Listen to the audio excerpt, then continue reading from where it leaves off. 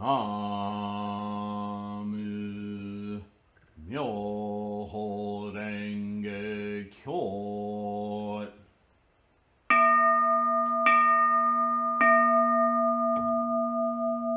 Namu Myoho Renge Kyo.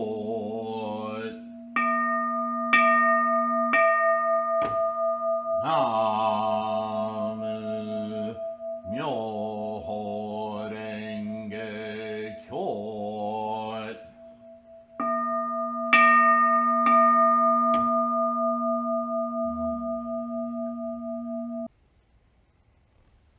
Okay, wanting to be sure I got the old start recording button pressed this time.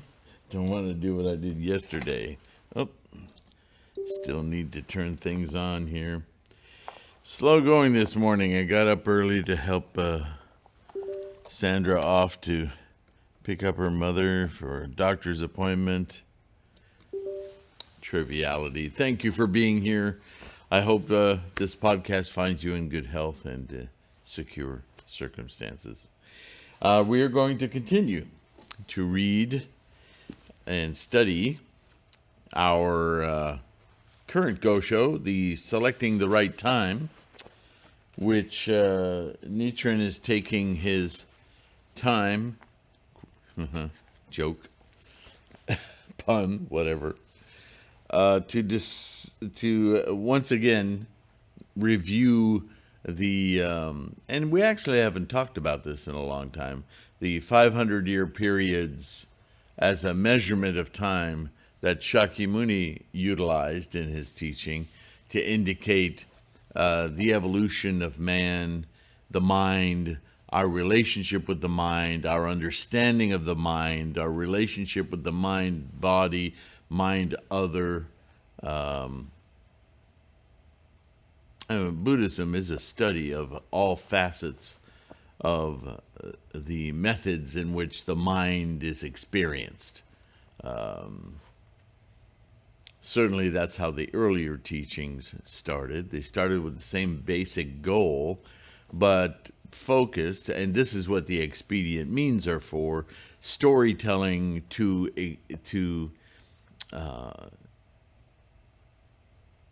give always examples of different types of relationships with self, with other, how we behave, how we might create our own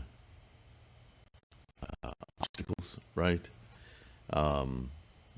Both personally and how we use the mind or how we become slaves to the mind, all of these different things. And certainly after Shakyamuni's extinction, his passing away, he knew that there would be a tremendous amount of anxiety about what are we going to do without our teacher. But as you know, as we know, in the last 8 years of his life, his teaching of the Lotus Sutra was a teaching of self-practice.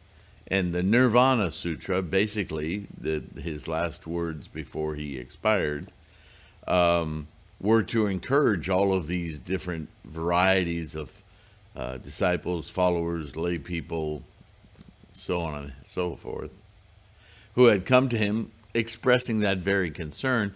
He continuously would refer them back to the Lotus Sutra. Continue doing what you've been doing, because this is the practice. You just go on with it. I don't need to be here. I'm just a man. I'm just Shakyamuni.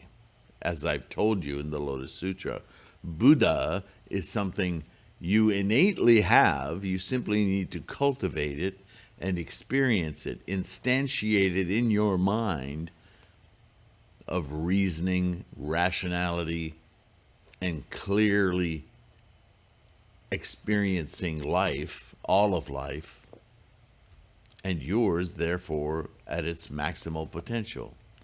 This is the practice of Buddhism, right? But he also, for future generations, spoke on how people might evolve in 500 years after his passing, 1,000 years after his passing, 1,500 years. These 500-year blocks were his arbitrary measurement tool of saying that in this amount of time, it will take 2,500 years from my passing for this teaching to have degenerated and lost its meaning, its efficacy, because of corruption and laziness and so on and so forth.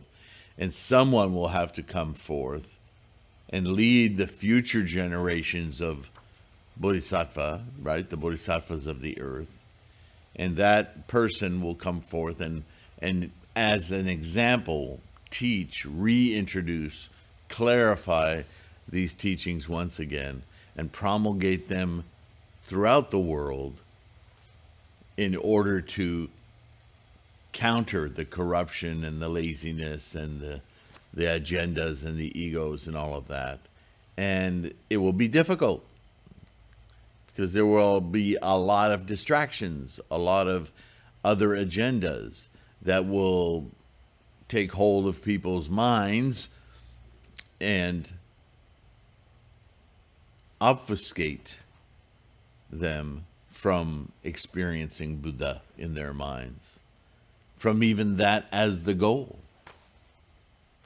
And that's certainly what we're experiencing in our day, right? And Nichiren is experiencing it in his day.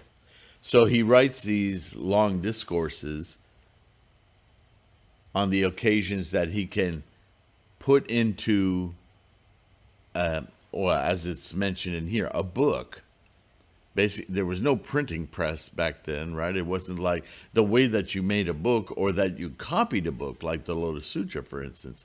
You had to have it written out by hand. Either you did it or you had a scribe who worked for you, who all day long would be transcribing, right? Even in the instructions of the Lotus Sutra, it says, those who embrace, recite, copy, write down copies of this sutra and make them available to others and teach others.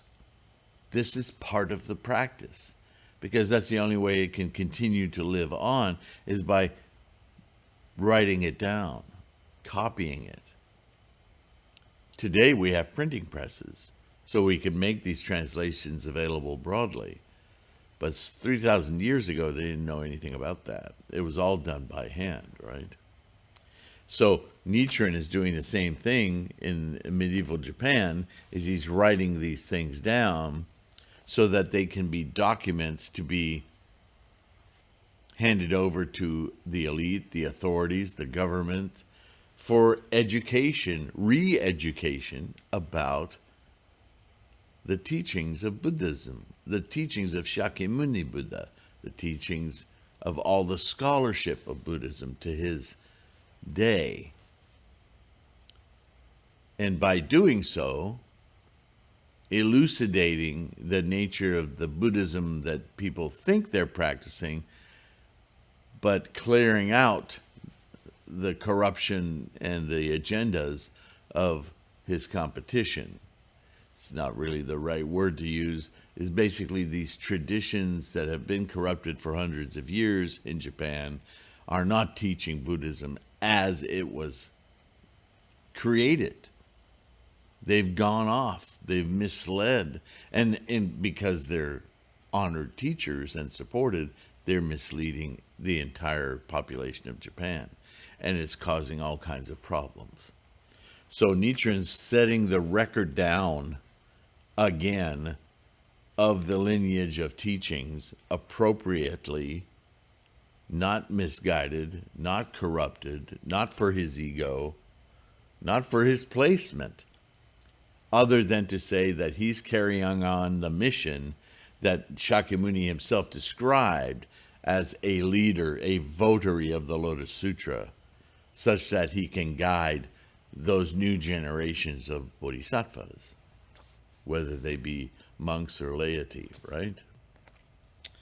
So, now we're going to discuss Buddhism in India in the age of the true Dharma. Let's go back in time. Question. Besides Grand Masters Tendai, Miaolo, and Dengyo, did such great Indian commentators as Nagarjuna and Vasubandhu express similar opinions? Well, now we're going back a couple thousand years, right? Answer: Nagarjuna and Vasubandhu felt the same way, but they did not express it.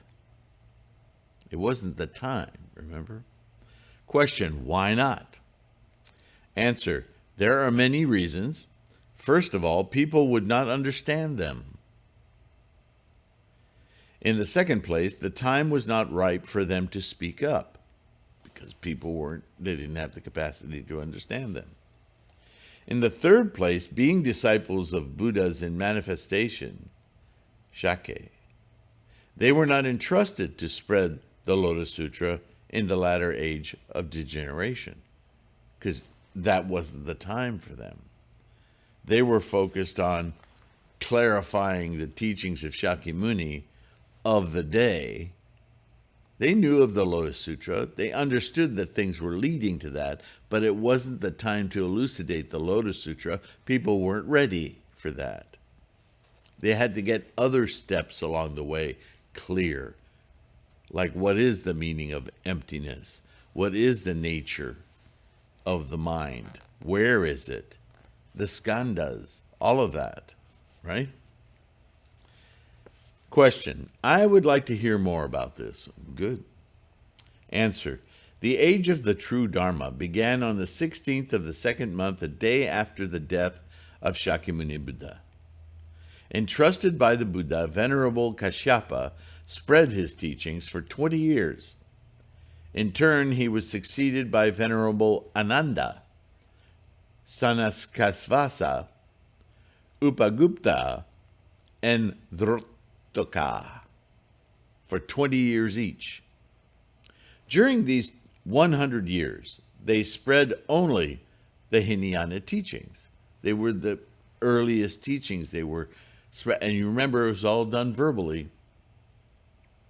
That's a form of copying as well. That's why we recite, that's why we chant, sing. That's a form of copying. This is what we do with our modern music, right?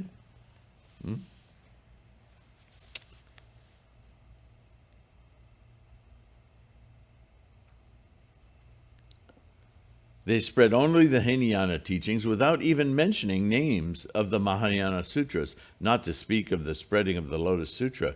They were succeeded by several men, such as Mikaka, Buddha Nandiya, Buddha Mitra, Parsva, and Punyayasas, who mostly spread Hinayana Buddhism during the first 500 years of the age of the true Dharma.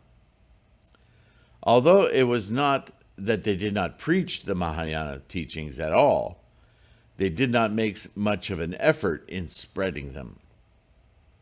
This is the first 500-year period referred to in the Sutra of the Great Assembly as the period of solid liberation. Get your mind right.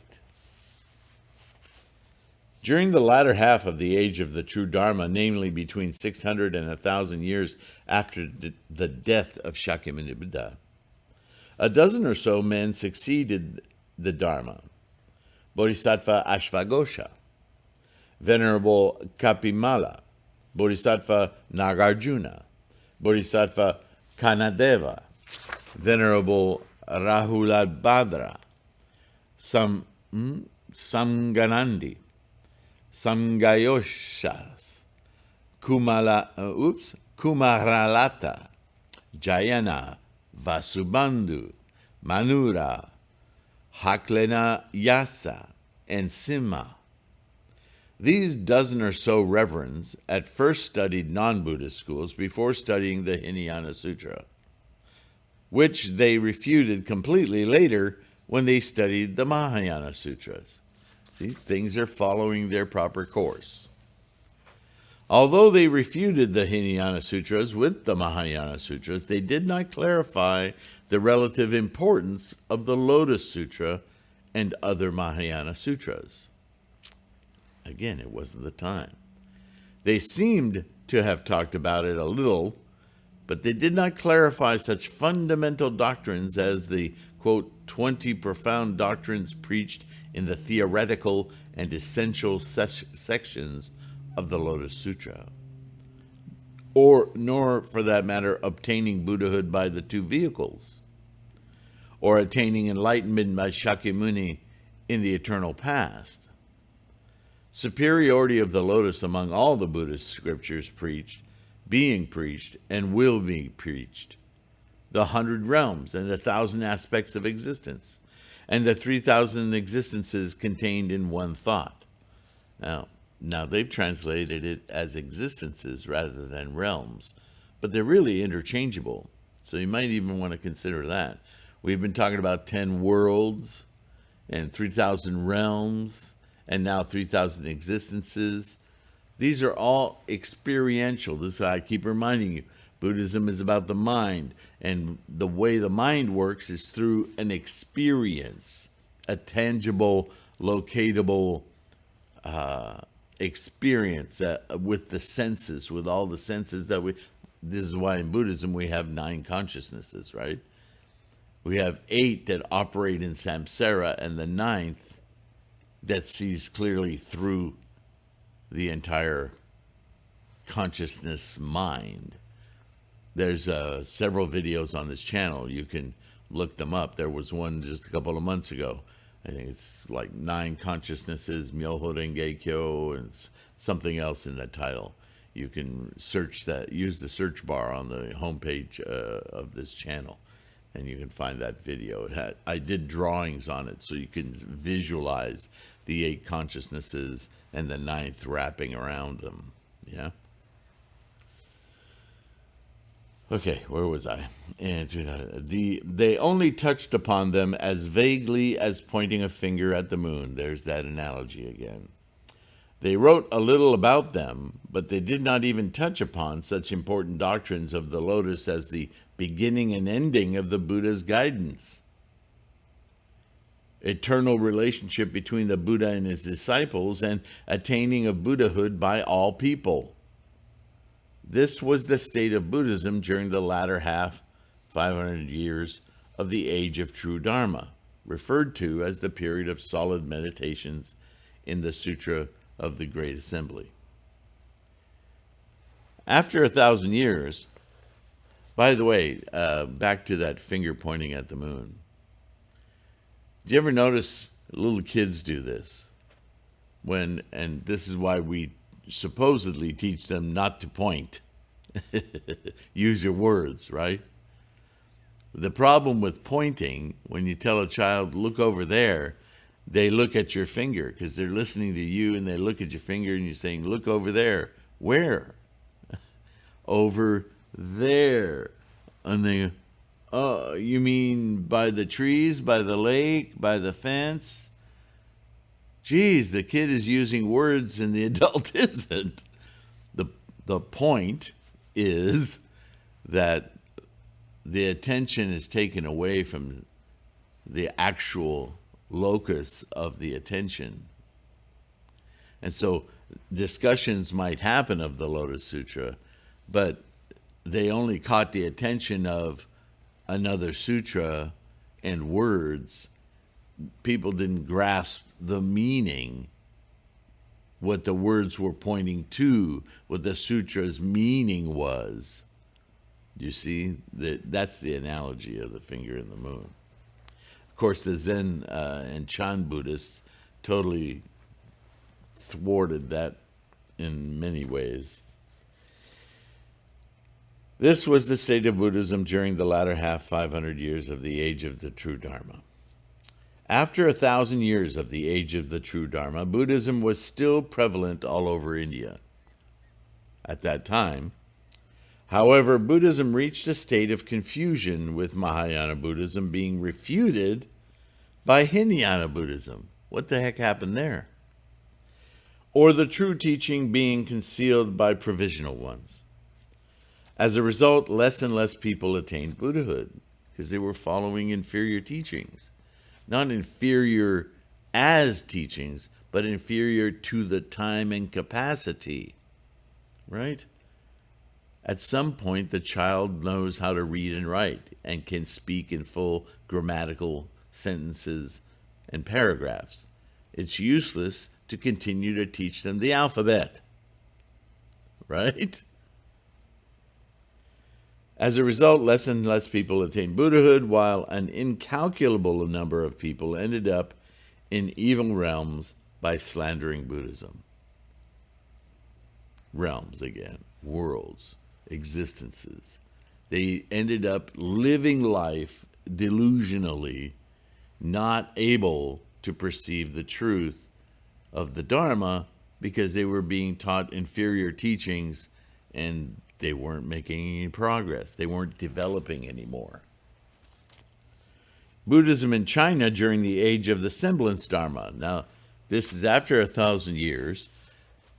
Teachings have been translated into writing, many languages, and they started to spread further. Well, they started earlier than that to spread further, but, the logic is the first teachings get translated and they start to migrate away from the translation centers and travel along mercantile routes, and they go to, like Burma and what's it called now? It's not called Burma anymore, or Sri Lanka. What the heck is it called now?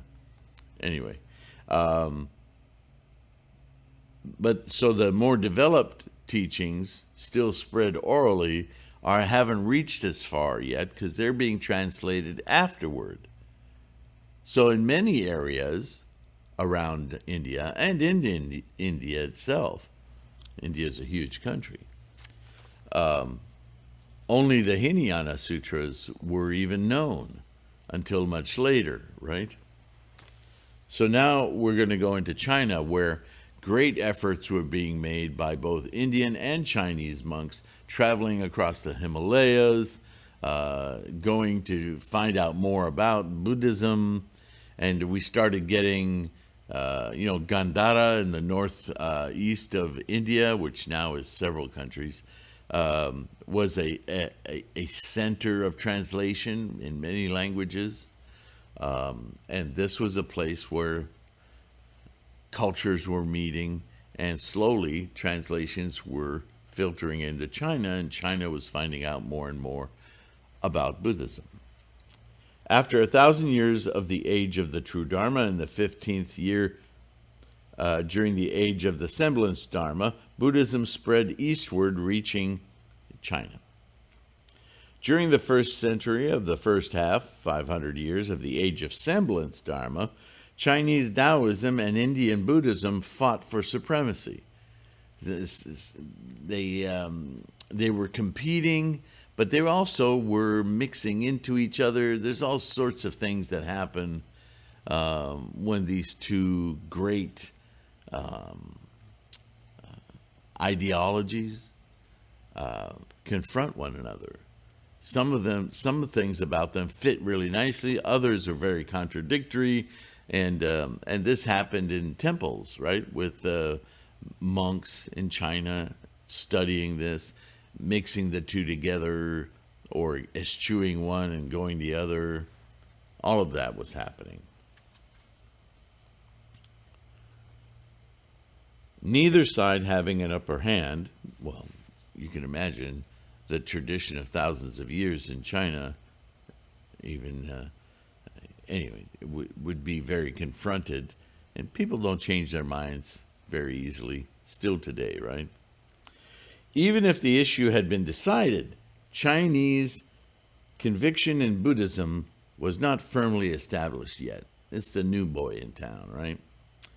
Therefore, it was feared that if Buddhism was divided into Mahayana and Hinayana, provisional and true, or exoteric and esoteric, people might suspect Buddhism for its lack of uniformity and desert it for non-Buddhist scriptures. This was the reason why Mo Teng, or Matanga, and Chu Falan, first transmitters of Buddhism to China, did not differentiate Mahayana from Hinayana Buddhism. Nor did they talk about true and provisional teachings, although they knew of them. right? Because if you have too many stages and preparatory phases and ultimate phases, just give it to us, right? You're going to confuse people. You're going to, well, it sounds like it's a mishmash of things, and it can't be true, right? And these are learned monks didn't want to confuse people. They wanted them to learn the whole thing at once, and then over time they would gradually learn which were superior aspects of Buddhism and which were less so. So, whatever their reasoning, this is what Nichiren is explaining. Afterwards, during the 5 dynasties of Wei, Qin, Sung, and Qi, and Liang, Chinese Buddhism was in disarray, with disputes continuing between Mahayana and Hinayana, provisional and true, and exoteric and esoteric Buddhism. Since no one knew which was superior, everybody, from the emperor on down to his subjects, grew increasingly suspicious. What's this Buddhism thing? Chinese Buddhism was split into 10 schools, all claiming their own particular superiority, right? 3 southern and 7 northern. The San Shi, the Tzu Shi, and Wu Shi schools in the south, and Wu Shi, Pan Yuan, Su Tsung, Wu Tsung, and Lu Tsung, Er Tsung Ta Chen, and Yi Tun schools in the north, fought among themselves like fire and water, stubbornly insisting on their own contentions. However, they were in a general agreement that among all the holy teachings of the Buddha's lifetime, the Flower Garland Sutra ranked first, the Nirvana Sutra second, and thirdly, the Lotus Sutra. Top 3 anyway, right? They insisted that compared to such sutras as the Agama, the Wisdom, the Vimalakirti, and the Shiyaku, the Lotus Sutra was the true and righteous sutra, thoroughly revealing the truth. Well, that's good. However, compared to the Nirvana Sutra, they claimed the Lotus was a false sutra preached by a temporary Buddha without revealing all the truth. It's amazing, isn't it? The Lotus Sutra is the one sutra out of all the teachings of Shakyamuni Buddha where he tells the people, his listeners, his students, listen, I'm just a man. Buddha is Buddha. It's always available to your mind. You must instantiate it in your mind. That's Buddha. I'm just the first to discover it, but I'm a man. Buddha isn't a man, it's a mental state.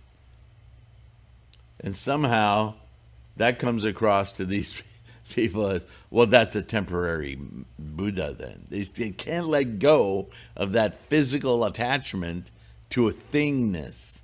Buddha's a thing. No, it isn't. Buddha's a very deep, profound understanding of thingness in its entirety, right? All right.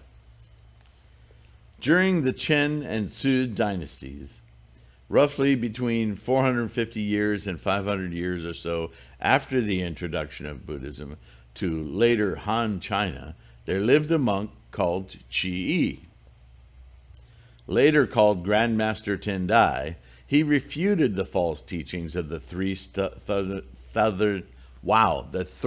southern schools and the 7 northern schools, and he advocated the theology stating that the Lotus Sutra ranks first among all the sutras, the Nirvana second, and the Flower Garland third. This is the first 500-year period of the Age of the Semblance Dharma, which is referred to as the period of wide reading and discussions in the Sutra of the Great Assembly. So he's really taking apart this hysteresis predicted by Shakyamuni, right? 2,000 years before Nichiren. In the latter 500-year period of the Age of Semblance Dharma, Venerable Su Chang visited India during the reign of Emperor Taizong in the early Tang dynasty. He spent 19 years visiting various temples in the 130 lands, meeting many scholars, and mastering the heart of 80,000 teachings of the Buddha, grouped in the 12 kinds of scriptures. And remember, I have the 12 kinds defined, the 12 distinctions in a video. You can look up 12 distinctions and you'll find that video on the channel, right?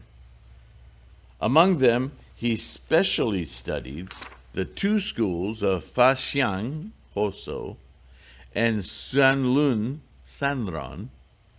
Of the two, Faxiang and Mahayana Buddhism originated by Maitreya and Asangha in the past, was transmitted to Xuanzang by Master Silabhadra.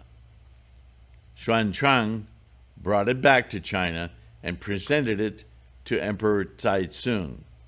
This Faxiang school maintains, and this is an excerpt, Buddhism must be preached according to the intellectual capacity of people and firmness of their conviction.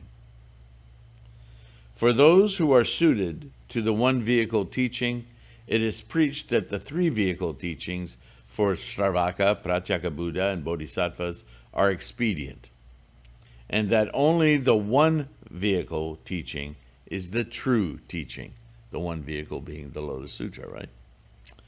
This is the teaching of the Lotus Sutra. Sorry, I preempted it.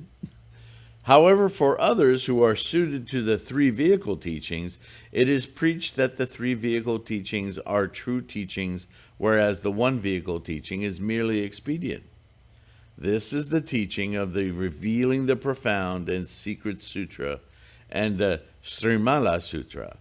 Grandmaster Tendai does not understand this. Wow. So you can see that this this will for power has existed throughout the history of Buddhism, right? Tang Taizong was a wise emperor. Not only did his fame spread all over the lands under heaven, the entire world knew that he was superior even to such ancient sage rulers as the 3 emperors and the 5 rulers. This is more Chinese history you can look up. He was a wise ruler who not only controlled the entire land of China, but also swayed more than 1,800 lands from Kaohsiung in the west to Koguryo in the east. He was respected inside and outside the empire. Xuanzang was revered most by this great emperor of Tang. Therefore, not even one Tendai scholar criticized Xuanzang. As a result, the true teachings of the Lotus Sutra have already been forgotten by the entire people of China.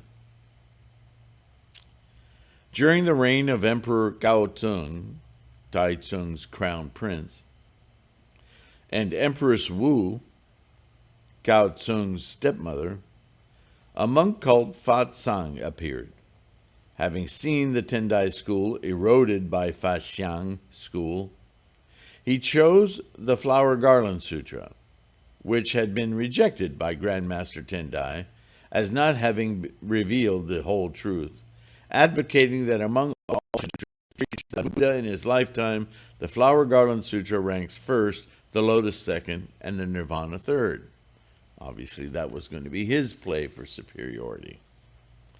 In the 4th and 8th years of the Kaiyuan era, 716 to 720, during the reign of Emperor Xuanzong, 4 generations after Taizong, Tripitaka masters Subhakara Simha, or Shanwu Wei, and we've read Gosho's by Nichiren on Shanwu Wei before, Vajrabodai, or Qingkangqi, and Bear with me with these names, okay? And Amogavarjara, or Pukung, came from India. They brought with them the Great Sun Buddha Sutra, the Diamond Peak Sutra, and the Sutra on the Act of Perfection, and established the Chen Yen Shingon school of China. According to the theology of this school, there are two kinds of teachings in Buddhism. One is the exoteric teachings, such as the Flower Garland Sutra and the Lotus Sutra preached by Shakyamuni Buddha. Another is the esoteric teaching of the Great Sun Buddha Sutra, preached by the Great Sun Buddha, who's not an actual person, but a personage, a story mechanism invented by Shakyamuni, but at any rate. Although the lotus is prime among exoteric sutras, Shingon theology declares it does not fully reveal the truth. It says so in the first freaking chapters by Shakyamuni himself. Well, you're smarter than Shakyamuni. He invented what you claim to be practicing. Jesus. The Lotus Sutra is somewhat similar to the Great Sun Buddha's esoteric teaching in their ultimate doctrines, but it lacks finger signs and mantric words of Shingon mysticism. There it is. Mudras, hand positions, and fingers, and so on, and all the various magical word spells. This is a Shingon thing. It's not Buddhism. But that's why the Lotus Sutra isn't as good as our sutra, because it doesn't have these. Oh my God.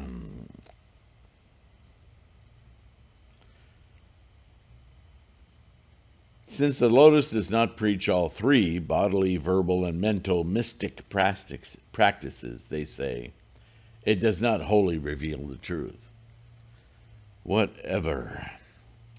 Thus, the three schools of Chinese Buddhism, Faxiang, Dharma characteristics, Huayan, flower garland, and Chenyen, true word, were all attacking the Tendai's Lotus school. However, since there was no man as wise as Grandmaster Tendai within the Lotus school at the time, guess what happened? While feeling their attack was unreasonable, nobody stood in public to declare so. Remember, debate was always encouraged, and it was lively, and it wasn't in private, so everybody would hear the results. But these guys they didn't bother. They got lazy.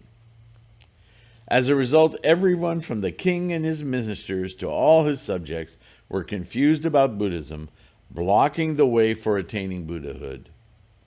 This was the state of Buddhism during the first 200 years in the latter half, 500 years, of the age of the semblance Dharma. And this is in China, right? Now, where are we time-wise? Get rid of these notifications here. 37 minutes. We can go a little further. What do you say? It's kind of fun. Now we're going to enter Buddhism in Japan during the age of the semblance Dharma. Yeah. There's quite a lot here, of course, as you might imagine. And then we have Japanese Buddhism in the latter age of degeneration. Hello, that's where we are. And the persecution of a practicer of the Lotus Sutra. So he's going to go over all these various amorphous changes throughout Buddhism, throughout history of Buddhism spreading from India, pretty much following the gauge that Shakyamuni had given. Every 500 years, you can see a distinct shift. Yeah? So I guess I'll leave the Buddhism in Japan during the age of the semblance Dharma when it first moves to Japan. And we'll start the next video with that, because I think there was a lot to chew on from India to China. Once again, I have to impress. It impresses me the scholarship of this man, Nichiren. He's not the only one who's a scholar, but consider that Buddhism has this lineage of deep scholarship, of keeping the record straight. Even though there's all these divergences, they just don't last because they are divergent. They just peter out. And the truth comes forward. The truth comes out. Right? The meaning is there. And so that's why a major part of our practice isn't just to chant, to sing the Lotus Sutra, to sing its title, to invoke its title. Na, I am here. Mu, I am engaging.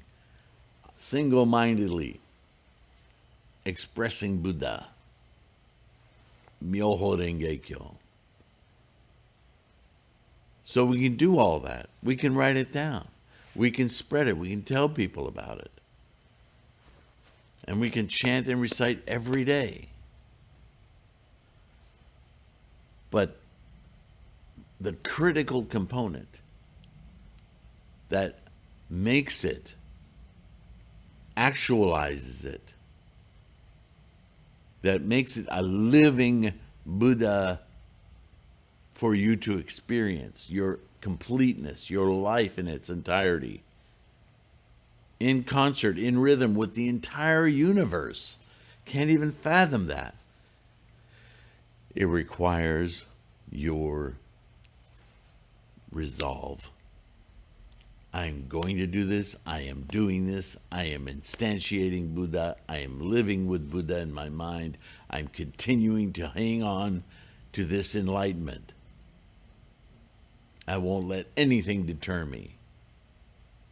With that kind of ichinen, with that kind of will, volition, resolve, whatever words you need to attach to it, when you walk away from your practice into the world at large, feel like you're wearing a suit, a dignified suit. Feel the glow of your Buddha, of your mind's perception of Buddha throughout your world. It is yours. All 3,000 existences of it in each and every moment. If something distracts you, something takes you out of that, that's a different world that you just slipped into. Hurry up and get back. Yeah? It ain't easy. I know.